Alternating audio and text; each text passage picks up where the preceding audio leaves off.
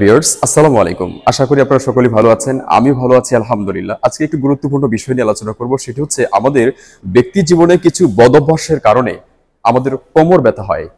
এই কোমর ব্যথার সাথে আমরা প্রত্যেকেই কম বেশি জড়িত আছি। ব্যক্তি জীবনে সবাই কম বেশি এই কোমর ব্যথার সাথে জড়িত।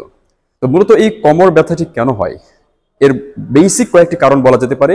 সেটি হচ্ছে আমাদের কিছু বদঅভ্যাস রয়েছে। যেমন আমরা অনেকেই দীর্ঘ সময় বসে থাকি।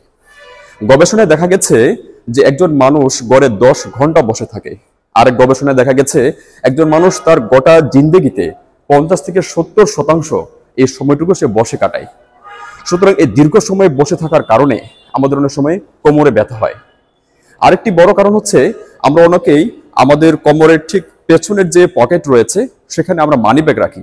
এই মানি ব্যাগ রাখার কারণে সেখানে পেলভিস টুইস্ট হয়।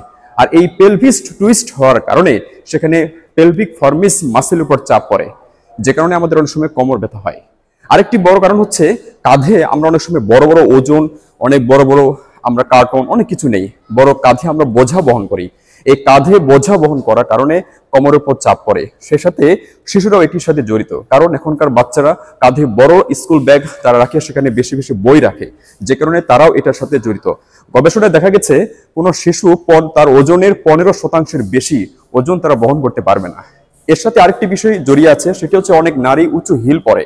এই হিল পরার কারণে তাদের কোমর, হাঁটু এবং হিপ এবং তাদের হাঁটার যে ভঙ্গিমাটা পরিবর্তন হয়ে যায়। আর এই সঠিক ভঙ্গিমা না হওয়ার কারণে তাদের কোমরের উপর বাড়তি পায়ের হাঁটুর উপরে এখানে চাপ পড়ে, যে কারণে এই ধরনের কোমরের ব্যথা এবং হাঁটুর ব্যথা, গোড়ালির উপর নানা ধরনের সমস্যা দেখা দিতে পারে।